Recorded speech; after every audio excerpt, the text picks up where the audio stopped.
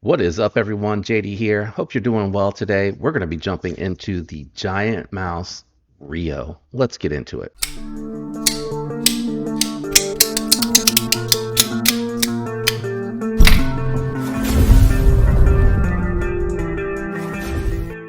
All right, what we're going to do today is we're going to do some size comparisons, jump into my thoughts and impressions on this knife, and we'll summarize. Let's go ahead and kick it off with a couple of comparisons. We're going to bring out the Spyderco Para 3. As you can see, this one here has a little bit more length, but is more narrow on the body.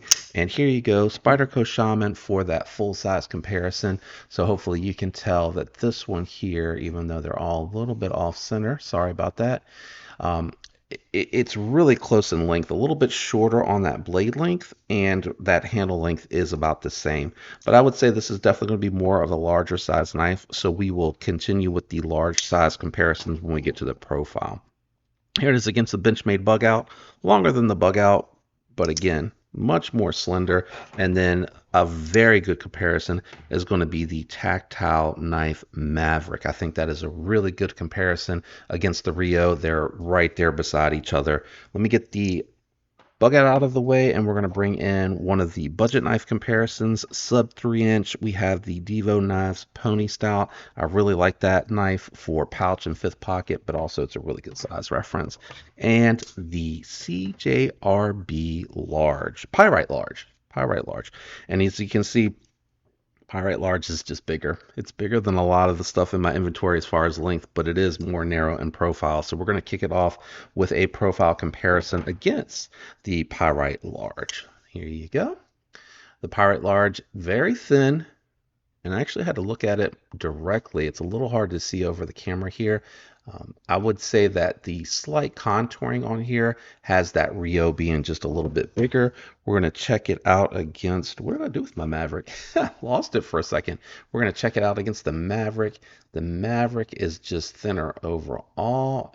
And I'm going to turn the light up just a skosh, because I think sun going down, losing a little bit of brightness, and I really need to just turn that that light back away.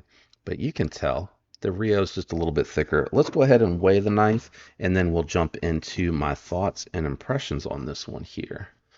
So scales, there we go.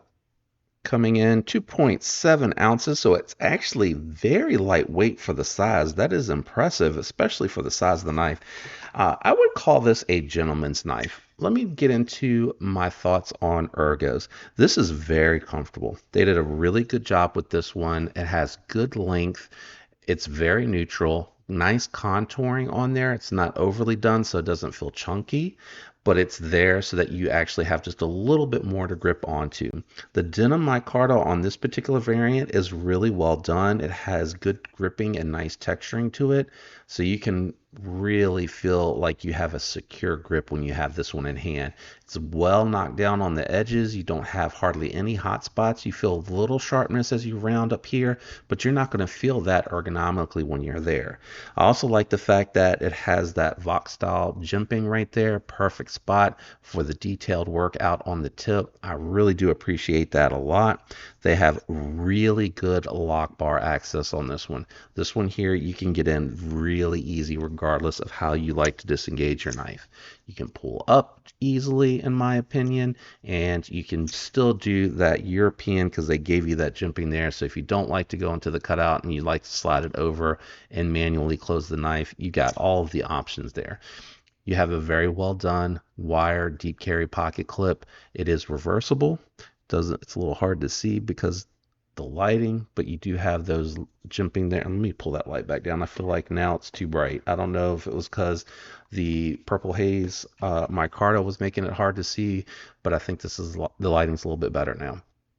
You do have the body screws here as well to put the scale on top of the steel liners that are nested, so you can't really see them. They're hidden down in there. And then I believe, and I didn't check this, that this is, yeah, it is a titanium back spacer with steel hardware.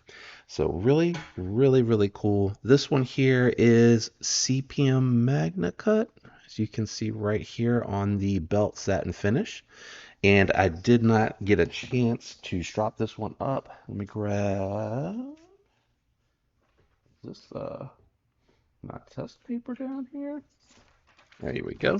I didn't get a chance to check it after I tested it on some cardboard. Yeah, so same thing as with the Iona, wherever it was coming from before, not really well done. So I'm going to jump ahead. All right, so we've strapped it 8 times on each side after checking it against the honing rod.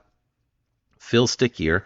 And this one here, the crown spine on this and the geometry on this one feels different than the Iona V2 did. So let's just check really quick. Yeah, so it came right back. I think even if you spent just a little bit more time with it, that it would be fine. You could get this to come back no problem. And as I mentioned on the Iona V2 video, it could be, oops, I hit the sharpening, the plunge grind, sorry. I think that, if you like this knife and you pick this knife up and you find that the Magna Cut kind of wears out quickly, you could just put a fresh edge on it. I really think putting a fresh edge on this would really just go a long way with this one. So got a lot of paper particle on there because it is kind of tearing, and you can really see that. You see the paper kind of catching on there, so it definitely needs more time with the strop and the honing rod. But I really just, it's a review overview, and it's a pass around knife that other people have used and cut with. So I'm trying not to do too much. I just don't want it to go to the next reviewer with that edge. And I did test it on the cardboard, but when I tested it on the paper, it was hanging up a little. And it feels really sticky. I think just a little bit more on the strop would probably get this to be a laser beam.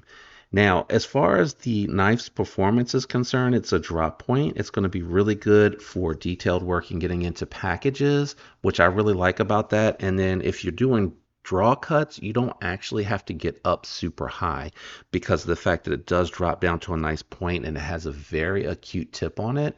So it's going to be really, really good for detailed work. This is going to open your letters, your packages really good too. And then it's going to be small and discreet.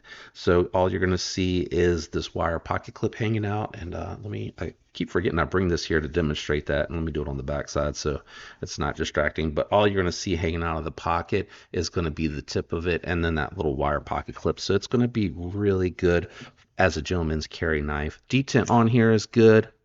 It came with, I left them out here. It came with the multi-row bearing washers. Let me see. Oh no, black is worse. Where is the pouch it comes in? Here we go. That might help. So multi-row bearings here.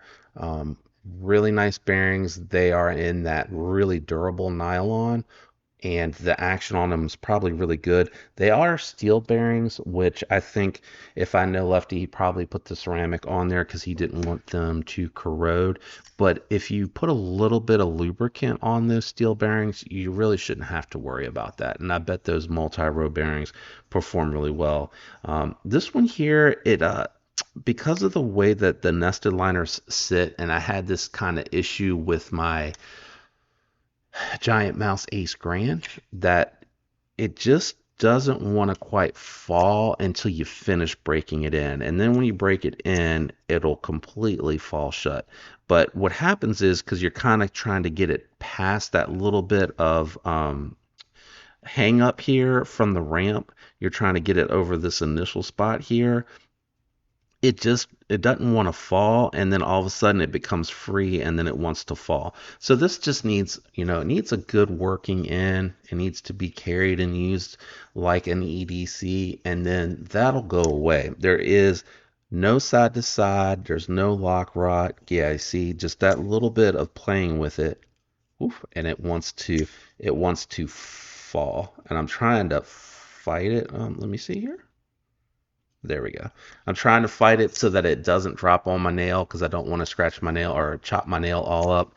But really nice knife. Now this one here, 61 to 62 heat treat. Like I mentioned in the Iona video, not optimal for Magna Cut. It is going to dull faster and you're going to need to strop it more often. But I also do wonder if you put your own edge on this, if you'll see better performance than you do from the factory edge that comes on it, because I don't know how good that edge is. And if you burn it or anything like that, not that I'm saying that's what happened here, I'm saying if you do, you could see worse performance. Alternative recommendation is going to be the knife that I had out here earlier. You're going to get CPM Magnet Cut heat treated at 6364 HRC. It's going to hold a phenomenal edge. It is going to be a slicer by comparison. The knife has a thinner blade stock overall. It is about the same type of flat grind height on there, and it has a really good edge from Tactile. All the ones that I experienced from Tactile on that Maverick were there. So you're talking $200 versus $250 to get into the micarta. So Magnet Cut micarta, steel liners, steel liners. So you know, they talked about the fact that you can feel the micarta flexing on the Tactile. You can feel it flexing on this one as well. But I mean, I'm not hard using this and gripping on it. And even when I do right now, when I'm gripping on it, I can't feel a great deal of flex. So I would say for 50 bucks more, get yourself USA, get yourself the stronger crossbar lock, and get yourself the better heat treated micarta on the Magnet Cut on the Tactile Maverick. Unless you really just like the look of this, it's and it does have a little bit more going on with it. You got the crown spine here, which is really nice. You got the jimping halfway down through there, and again, Giant Mouse does such a good job with their micarta. Even this denim micarta feels really nice and very well done. I really like it, and I will say I do prefer, I'd rather have the wire pocket clip than that pocket clip that Tactile is putting on this. I think they just absolutely killed this knife with that pocket clip. I don't know why, but it's a nice knife. I do like it. I think, I feel in my gut, if you put your own edge on this, even at 62, let's say it came in at 62, I think it would hold an edge better and slice better for you and perform really well. But I've had Giant Mouse Ace Grands, and their factory edges are really well done on this. So they can put a good edge on it, but they do put a lower heat treat on their steels. So the edge is not going to hold up as long, but it's going to be really tough. The knife is going to be really tough. It's going to be less susceptible to chipping. It's just not going to hold that edge well. Let me know what you think about the Giant Mouse REO. Do you like this one? I do kind of like the aesthetics. I think it's very gentlemanly, very office friendly, date night type of knife. It's not going to show in the pocket because it has that wire pocket clip, which is really good. And I kind of wonder if those aftermarket wire clips replacements out there that go on the Spydercos might even fit on this. Let me see. Can you tell? Not by eyeballing it. I can't really tell by eyeballing it. I was just going to see if it was a very noticeable difference, and I really can't tell that. Let me know down in the comments below what you think about this one. I really do like the looks. Shout out to everyone out there that leaves the likes, the comments, and that is subscribed. I appreciate all the support. I love you guys. I hope you have a fantastic week. Until next time, peace.